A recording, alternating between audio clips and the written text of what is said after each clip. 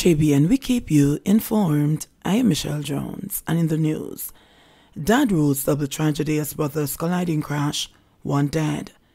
74-year-old Hubert Mike stayed at the broken motorcycle parts close to his home and business place in Biles District near Kitson Town, trying to make sense of a crash that claimed the life of his 35-year-old son, Kenish O'Neill Mike. In a double tragedy that occurred about 1:30 Monday morning, Kenish was killed after he collided with a Honda motor car driven by his brother that climbed a steep embankment and overturned with his two sisters and his mother's girlfriend who were passengers. The surviving brother has not been named. He borrowed the bike until the owner was coming to the house, but when he reached the house, he passed, and then me hear him crash right near to the house in him brother car with him sister them night. The senior Mike recounted as he tried to drown out the devastation with alcohol. The siblings in the car, which flipped on impact, sustained superficial injuries and were treated and released.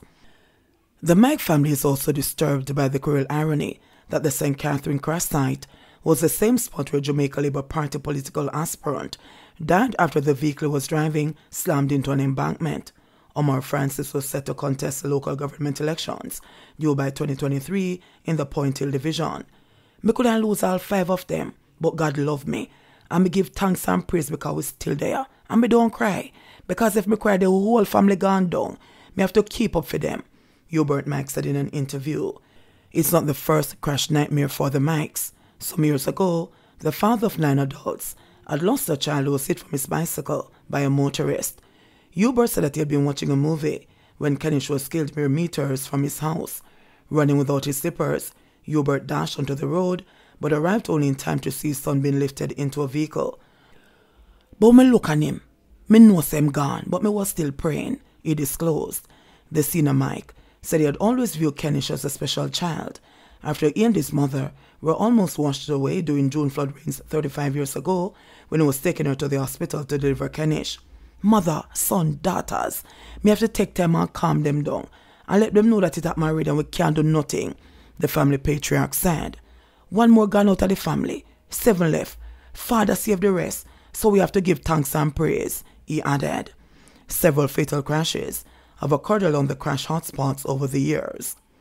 258 people have been killed in 230 fatal crashes since the start of the year. Fatalities and fatal crashes have increased by 1% when compared with corresponding period in 2021. Motorcyclists account for 26% of the road users killed this year. Kingston teen charged with murder and illegal possession of firearm. A 17-year-old boy has been charged with murder and illegal possession of firearm and ammunition following the death of 37-year-old Ricardo Edwards, a delivery man of Wildman Street, Allman Town in Kingston.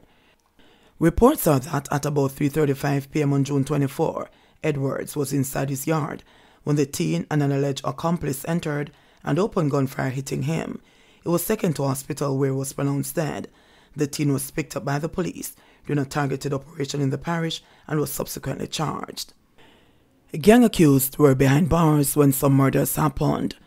State records pertaining to the arrest and detention of 3 defendants in the Wandong gang trial have shown that they were, in fact, in jail during the periods in which they were accused of committing various murders. The trio, Tyreek James, Pete Miller and Donovan Richards, had requested records from the Spanish Town Police Station on the Horizon Adult Remand Center to prove that they were, in fact, in custody. Those records, which were agreed by their lawyers and the Crown as facts, were read into evidence on Monday when the trial resumed in the Home Circuit Court. In James's case, the court heard that he was first detained at the Spanish Town Police Station on November 7, 2017, and remained in custody to date. Based on the evidence presented, James would have been in custody during the November 15, 2017 murder of a bus driver. He had been accused of committing that crime along with Brian and other defendants. It, however, does not absolve him from the September 9, 2017 arson double murder of a couple at New Nursery Fisheries in St. Catherine. In the case of Richards, the court heard that he was first taken into custody at the Spanish Town Police Station on July 5, 2017, and was released from Horizon on June 3, 2019, but rearrested on June 3, 2019. He has been in custody since. Richards was charged along with Brian and others for the August 2017 murder of a man at Chancery Street in St. Andrew, but the Crown had conceded that it only had a case against Brian. while Miller was taken into custody on November 20, 2012 at Horizon and was released on August 11, 2017. He was rearrested on September 2018 and has been in custody since.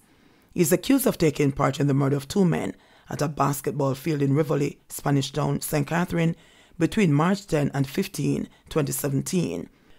The information also proved that defendant Khalifa Williams was also in custody when the coroner is alleging he had committed a murder with the gang. The court heard that he has been in custody since January 16, 2017. His lawyers, Abina Morrison and Patrice Riley, are contending that he was not a member of the gang and had been in prison since 2017. Williams was also charged with a 2015 murder, but that count was abandoned by the Crown.